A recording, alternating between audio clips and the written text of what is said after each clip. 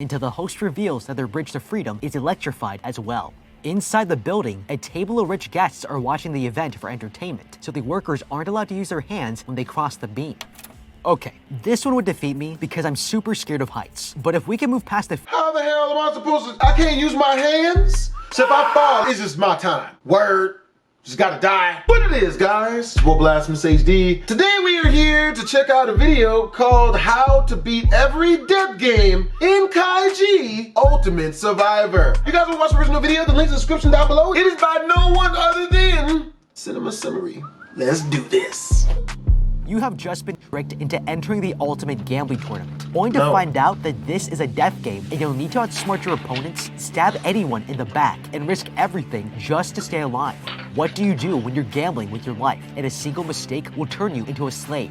I'm going to break down the mistakes made, what you should do, and how to beat every death game in Kaiji, the ultimate gambler. This kid has no luck. Kaiji here just spent the last of his money on a losing lottery ticket, but it's only the beginning of a no-good, very bad day.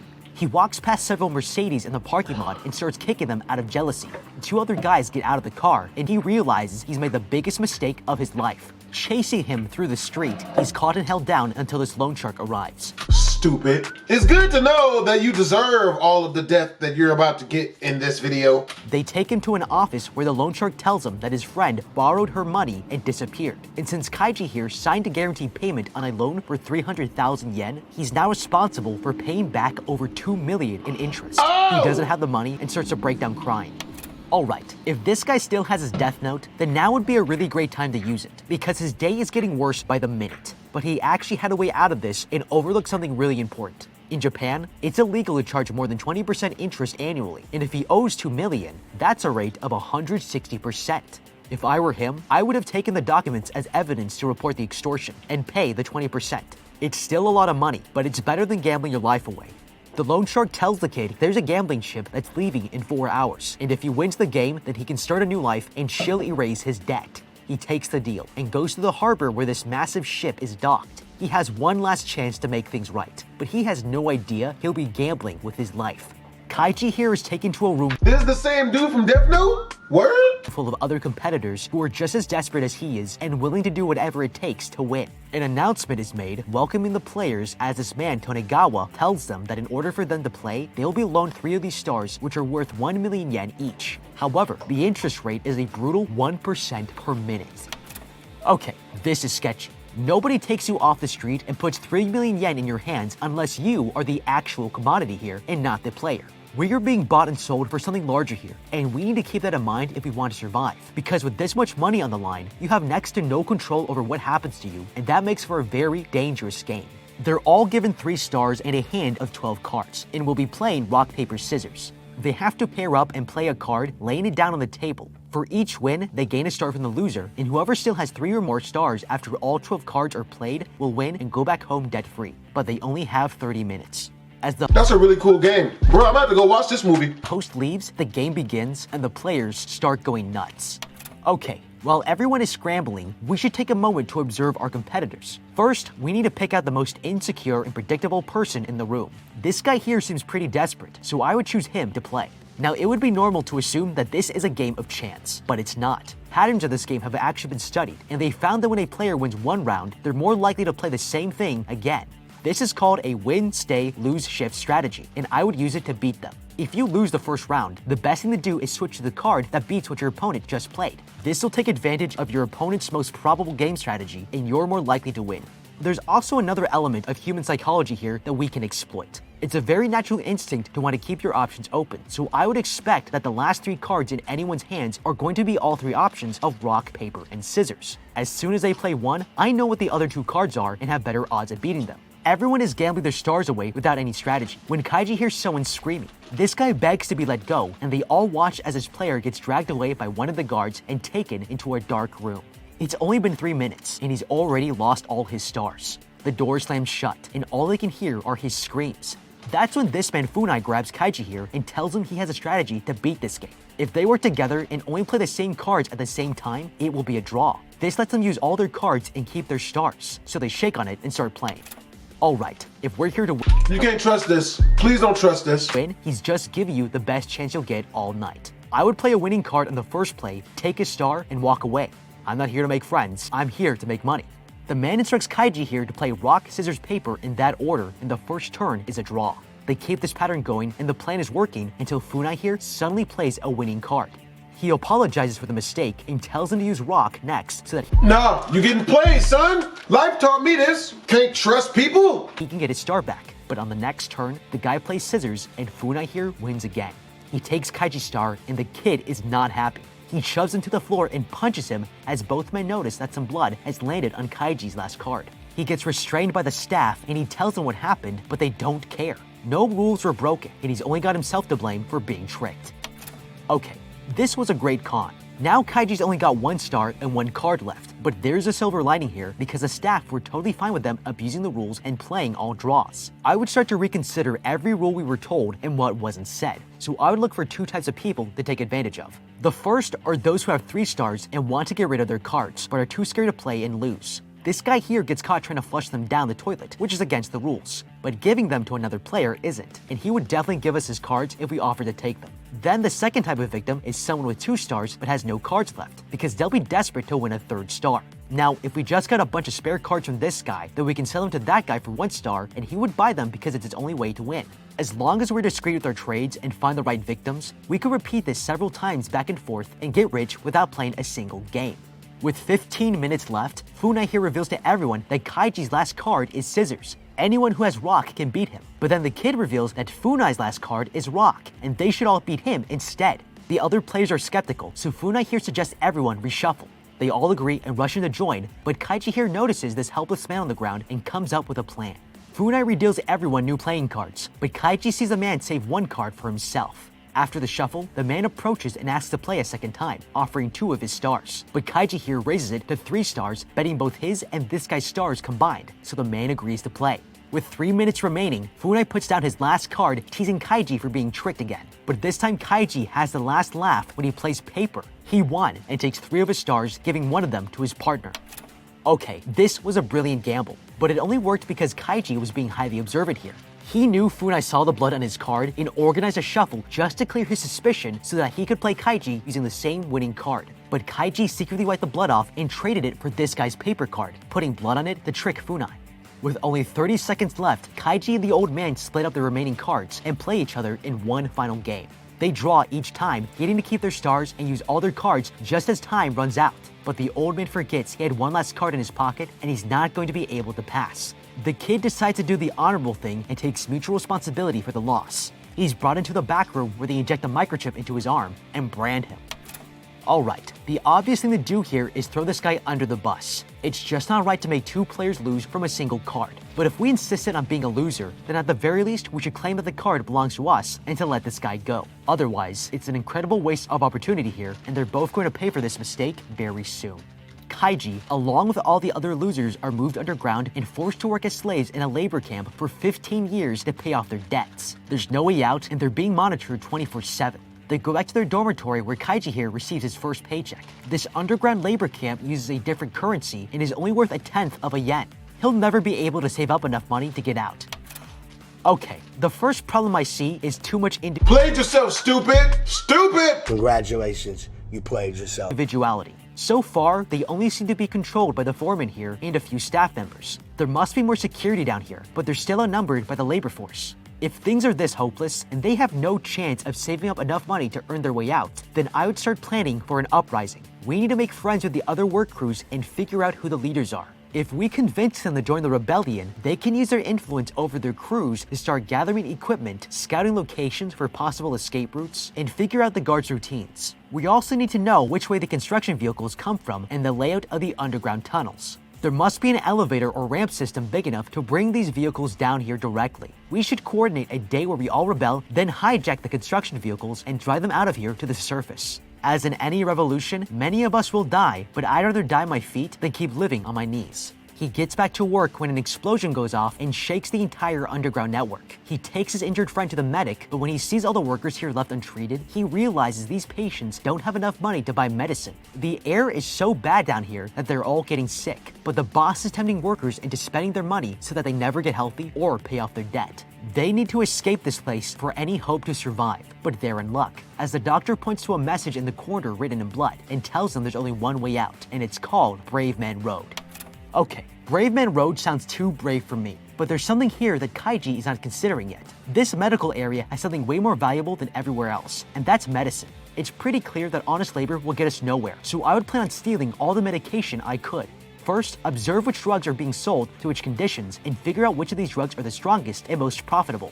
Then, come back and admit yourself by faking that condition. The medication will be brought out of storage to be sold, and we can steal enough of it with a distraction to then sell to our coworkers and undercut the rates. They would all want to buy it for the cheaper price, so they'll keep it a secret for us as well, and we can make money a lot more quickly than before. Later that day, Kaiji here considers what he's learned, and when the foreman comes by to extort him for an advance on his salary, he flips out. Making a scene, he calls the foreman a crook for manipulating them, but Kaiji's interrupted when some guards announce that this man has been chosen to compete on the Brave Man Road, and they learn that whoever wins will go back to the surface. Hearing this, Kaiji decides to volunteer and take back his freedom, even if it kills him. Joining several other workers, they're taken up an elevator to the 50th floor of a skyscraper, where they're told the rules of this new game. All they have to do is deliver these cash vouchers to a designated location at the Starside Hotel and exchange them for cash. But to get there, they must cross this crane that leads to the building next to them and make it to the other side. They'll get 10 million cash if they do, but the men are too scared to cross it until Kaiji here volunteers. The others are inspired to join him until the host reveals that their bridge to freedom is electrified as well. Inside the building, a table of rich guests are watching the event for entertainment, so the workers aren't allowed to use their hands when they cross the beam. Okay, this one would defeat me because I'm super scared of heights, but if we can move past the— How the hell am I supposed to? I can't use my hands? So if I fall, it's just my time. Word, just gotta die. fear factor here, then there might actually be a way to do this without falling. Now, we can't touch the beams with our hands, but we've also learned in the first game that they're totally fine with you bending the rules to your advantage as long as you accomplish the task and entertain the guests. What we need here is more stability, and if we can add more points of contact with the bridge, then we'll have a better chance at this. This building is pretty high up, and if you've ever been to the top of a skyscraper, it can get pretty windy. If the wind is catching on your clothes, it adds drag and can throw you off balance. So if we minimize our frame, then there will be less resistance. Now, tightrope walkers use giant poles to lower their center of gravity and spread out their mass to decrease their rotational inertia. Unfortunately, all these guys have are the clothes on their backs, so that's what we need to use to achieve the same goal. I would tie all my clothing together in a long rope and swing it under the bridge to catch it on the other side. Now we have added 2 points of contact with the bridge and lowered our center of gravity like a tightrope walker, so this will let us shuffle ourselves forwards with more stability. If we lean too far in any direction, we can simply pull the cloth rope and correct our balance. The rich viewers might not like this, but it's definitely worth trying if it means we won't fall to our deaths. Kaiji here has a big idea. He pulls this marker out of thin air and draws a line in everyone's shoes to help them align themselves to the bridge and keep their balance. They all feel more confident to make it across now and start walking out onto the bridge one by one. Okay, Kaiji here is doing some great thinking. Unfortunately, it's the wrong strategy. Drawing a line down the middle of your shoe seems like a good idea, but the problem is if your foot is perfectly centered, then you have to balance yourself with the most narrow part of your foot. This makes it extremely difficult to adjust your balance if you start leaning left or right. The better strategy here is to angle your foot sideways so that if you begin to sway, you have more width across the walkway and can use more of the muscles in your feet to maintain your balance. We can take a lesson from skateboarders here. They don't face forward or line their feet straight. They angle themselves and it gives them extremely good balance. So we should use the same strategy. Kaiji here almost falls and manages to catch himself, but that's when they see storm clouds flash in the distance. Player 1 starts to lose his balance. Out of desperation, he jumps forward onto the electrified bridge and falls to his death. That's 1 down and 9 to go. Player 6 here tries to hold onto the bridge and shocks himself, causing him to fall off. Player 5 chickens out and turns back, grabbing the man behind him, and they both plummet to their deaths. Eventually, there's only 3 players left in the game as it starts to rain. They all continue to make their way across the bridge, but the old man tells Kaiji here he can't continue. He asks him to take his money voucher and exchange it for his daughter before falling off the bridge. Okay, if I'm being honest, this old man never had a chance. He's too old and unstable to survive this walk, and helping him will only put us at risk. If he wants to save his daughter, he needs to walk towards me to hand it over, because I'm not changing my direction and walking backwards on a slippery metal pole in the rain 200 meters above the ground. It's also highly unlikely that this slave-driving corporation will let me redeem both coupons for a combined 20 million yen. So the best move here is to let this guy Ishida die and keep walking forwards to focus on surviving. The remaining players continue crossing and make it to the other side. They're just about to win, but Kaiji senses that something is not right about this. He warns the other player, but it's too late. The door suddenly flies open, and they're blown away by a wind blast. There was one last trick the organizers of the death game set up. While Kaiji here is left hanging, his friend falls to his death. Climbing back up the ledge, he crawls into the building and finds the members of the corporation applauding his performance. The chairman of the company walks in, and Kaiji here chews them out for their cruelty. He demands they pay him his 20 million, but the host refuses, deducting nearly all the money from Kaiji's voucher to pay off his debt. He yells at the host that the old man who fell proved he wasn't a loser, because in his last dying moments, he was thinking of someone else. The chairman here finds the kid interesting and decides to set up one last game for him. Okay, these guys are Hell no! Hell no! Just start killing indiscriminately. At this point, I would have grabbed this old dude by his balls and started smashing him into the other people with the strength of the Hulk and or Thor, one of them people with muscle. obviously horrible people, and most of them should be shot. But it's hard to stay mad when we're definitely better off right now than we were days ago. This poor guy keeps ending up in apocalyptic scenarios, and at this point, maybe the best thing for him to do is move out of the country. There aren't any battle royales in Brazil, which holds the largest Japanese community outside of Japan. The government promoted emigration as a national policy until the late 1960s to get rid of poverty and overpopulation, and Kaiji here fits the bill. As soon as he walks free, he's going to remember how miserable his life was and will fall into the same bad decisions. And he'll probably blow all his money on scratch cards, so there's no point going back without a boatload of cash. Kaiji sits down, and they tell him he'll be playing E-card against the host, Tonegawa. There are 2 sets of 5 cards. One plays as the Emperor, and the other plays as the Slave. The game is simple. They'll play 3 rounds, and each player picks a card and puts it down on the table. 2 citizens will result in a draw, which means the round continues, while a citizen beats the slave, and the Emperor beats the citizen. But because the slave has nothing to lose, it's the only card that can beat the Emperor. The host explains that he cannot choose his cards randomly and must look at the card and make a decision before putting it on the table. He's offered the choice to play as the Emperor or as the slave, which pays 10-1. He decides to take the slave, and he's put himself at a disadvantage. The slave player must go first, and Kaiji's opponent will get to see his facial expressions, so the odds of winning are extremely low. Okay, this is daunting. Tonegawa here runs his entire underground gambling empire and has watched and studied people's gambling habits and life and death situations for a long time. He has a huge advantage, and we need to find a way to remove that if this is going to be a fair game. Now, before we started, he made a point to mention that we aren't allowed to be random in our strategy, and he also said that we must look at the card before we put it down. This is a big deal because it tells us everything about his own strategy. He needs to read our expressions and body language to make his decision. Now, when the stakes are this high, trying to control or fake your micro expressions is a lot more difficult than you might think. When we are under extreme stress, our emotions tend to leak out, so I would simply pull my shirt over my head to cover my face so that I could still see the cards, but he couldn't see my expressions at all, because it's going to take away his advantage and help me win. And if the chairman here thinks it's entertaining, he might approve of the tactic. They start the game, and Kaiji here plays his first card, but without hesitation, the host plays his own, and they draw. He plays his next card, and without even looking, the host plays his. Something strange is going on, as the host doesn't even look up to analyze the kid's expressions. On the 3rd turn, Kaiji here goes for the win and puts on his slave card, hoping the host will play the Emperor, but the host can read his mind. He turns over a citizen, taking away any chances of Kaiji winning. The chairman wants to see more and gives a loan to Kaiji here so that he can continue playing, but he's warned that this time if he loses, he'll have to work underground for the rest of his life. Okay, before playing another round, we have to remember who our opponents are. These guys have bent the rules either for their own entertainment or to screw over the players. It's fair to assume that this game is stacked against you, so at this point I would be looking for any signs of cheating. I would inspect the table and the room for any cameras or sensors, as well as any noticeable markings on the cards. He might even have an earpiece, so I would ask anyone standing behind me to clear the area so they can't tell him what my cards are. But even if I didn't find anything, Tonegawa here has already dropped hints that should make us suspicious by telling us he can read our minds. If this is somehow true, he wouldn't be letting us know this. The man definitely knows how to keep every advantage a secret, so his opponent doesn't adjust his strategy. And Kaiji here is about to figure out that this wasn't a careless comment, but a calculated one. This second time around, Kaiji decides to go against expectations and play the slave on the first turn. But as he's about to place it, he notices his opponent isn't even looking at his own cards. The man is looking at something else. A few years ago, I started to notice that my hairline was receding. I would find a lot of hair in my towel. Entirely. When the host finally plays his hand, it's a citizen card, and in one turn, he's ended Kaiji's life. The kid gets dragged out, but as he reaches the elevator, he remembers the man wasn't wearing the same watch as before, and realizes it must have been what he was looking at. He was using the implanted chip in Kaiji's shoulder to monitor his physiological responses to the game. The whole thing was a setup. He's been tricked into betting his life away, but as he lays on the floor, he begins to form a plan. Asking to go to the bathroom, he meets the loan shark and tells her he's figured out how to win this time and convinces her to give him another loan.